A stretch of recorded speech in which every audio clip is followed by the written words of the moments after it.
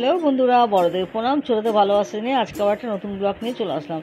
তো ব্লগটা শুরু করার আগে ঠাকুরের আসন আর পুজো দেওয়া দিয়েই তোমাদের সামনে ব্লগটা শুরু করলাম। তো আজকে ছিল দোলযাত্রা, সবাই জানো।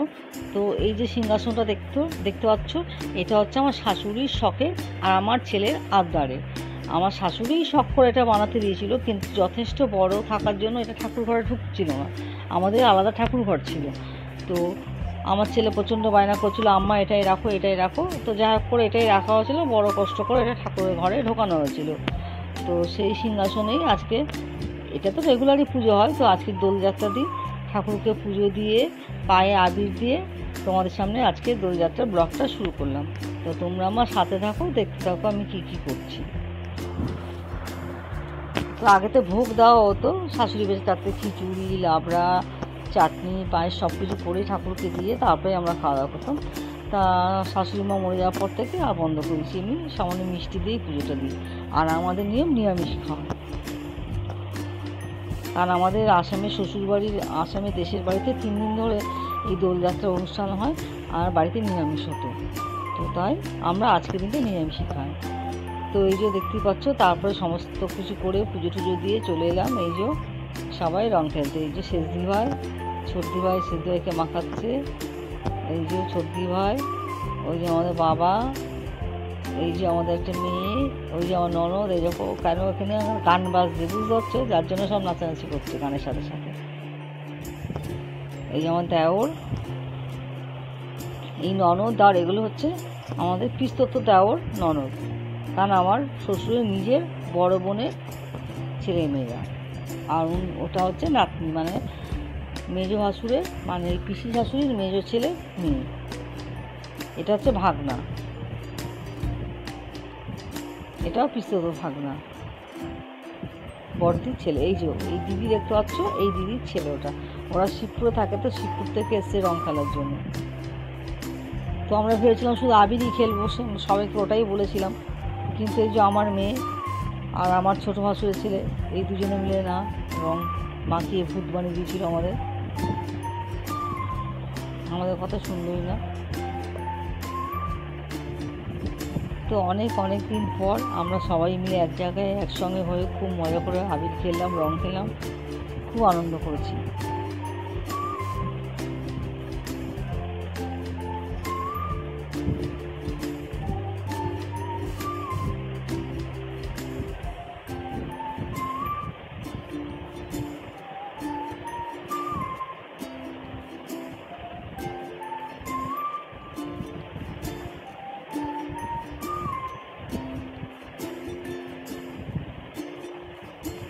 আর এই যে দেখতেই পাচ্ছ, সব নাচানাচি হচ্ছে, কেন কি পেছনে গান বাজছে, সব হোলির গান বাজছে।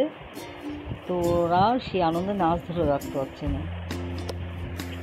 এই যে আমার বাবা, আমাদের সবার আদরের প্রিয় মিষ্টি বাবা। আর এই যে দিদি এখন মালপোয়া খাচ্ছে, কারণ শেষদিভাই মালপোয়া বানিয়ে নিয়েছিল। সবাই রং খেলার পরে সবাইকে মালপোয়া দিয়েছে শেষদিভাই, সেগুলোই আমরা সবাই খাচ্ছিলাম।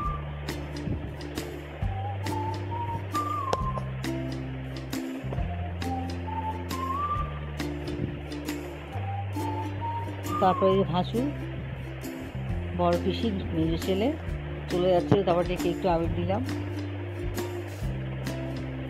তারপরে চলে আসলো জ্যোতিও এসে একটু আমাদের আবির দিয়ে প্রণাম করলো। না করলাম, পায়ে হাত দিয়ে প্রণাম করতে নেই, শুনলো না।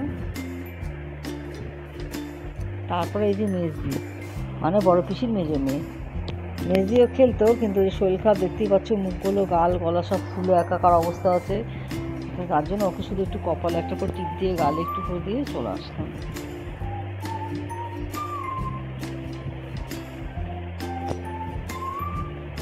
তারপরে এই যে চলে এসেছি আমরা শেষদি ভাইয়ের মেজো বৌদির কাছে রং মাখাতে। আর এই যে সূর্য বদমাস ছেলে, দুষ্টু ছেলে, দেখো পায়ে আবির দিয়ে প্রণাম করার নাম করে আমাকে কীভাবে আবির মাখালো, দেখো পুরো ভূত বানিয়ে দিল।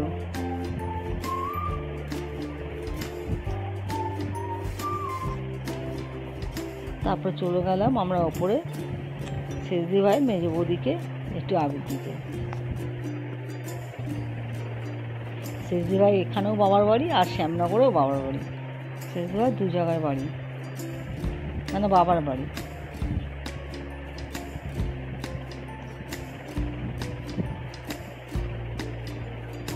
অনেক দিন পর আমরা সবাই মিলে একসাথে খুব মজা করেছি, বিশাল মজা করেছি। তারপর লাস্টে সে ছোটদি ভাই ছাড়লো না, ছোটদি ভাই বললো না তোরাও খেয়ে যা, কারণ আমাদের তো বাড়িতে যেহেতু পুজো করি বলে আমাদের বাড়িতে নিরামিষই হয়।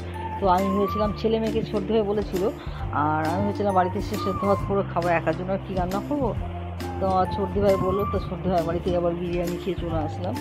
আর এই যে আমার বাবাকে এরা কী করছে দেখো, আমার বাবা রং খেলতেও খুব ভালোবাসে, ওরা মন শান্তি করে। দেখো জামা কাপড় খুলে পুরো একবারে নতুন জামা পরে দিল রং দিয়ে ওরা। এটা হচ্ছে আমার ছেলের বন্ধু ইব্রাহিম। তো ওকে আমি জিজ্ঞাসা করেই মাখালাম, কারণ যেহেতু ওদের রোজা চলছে এখন, তারপর ওদের মাখার নিয়ম আছে কিনা, তা বলছে না আন্টি দাও। তো আমি একটু আবির ছোঁয়ালাম ওকে। দেখো দেখো ছেলেপুলেরা দেখো, নিজের মা পিসি এদেরকে এরা ভূত করে দিচ্ছে মাখিয়ে মাখিয়ে। কত করে বললাম দেখ আবির খেলবো, এসব করিস না, কে কার কথা শোনে। আর আমার বাবা তো রং খেলতে খুব ভালোবাসে, ছোট্ট থেকে খুব ভালোবাসে, ক বছর খেলতে পারিনি, বাইরে ছিল। তো এবার বলেই দিয়েছিল আমি কিন্তু এবার কোথাও যাবো না, আমি এখানেই রং খেলতে আসবো। তো তাই এই যে এখানে সব এক জায়গায় রং খেললাম। কিন্তু শেষদি ভাই বড় ছেলেটা আসতে পারেনি, কারণ কাকিমার শরীরটা ভালো নেই, তো কাকিমাকে দেখাশোনার জন্য বড়টাকে বাড়িতে রেখে শেষদি ভাই এসছে।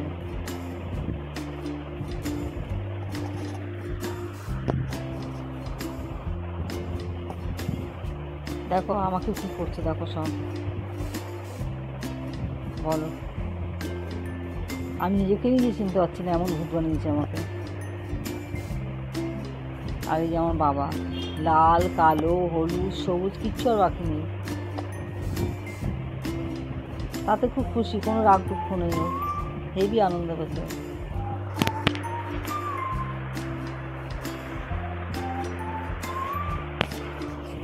তারপর রাস্তাটা দেখো, শুধু যেন আমরাই রং খেলেছি, পুরো রাস্তাও রং খেলেছি, শুধু আমরাই খেলিনি। তো আজকের মতো ভিডিওটা এখানেই শেষ করছি। সবাই ভালো থাকবেন, সুস্থ থাকবেন। বিরিয়ানি খাওয়া দিয়ে শেষ করলাম।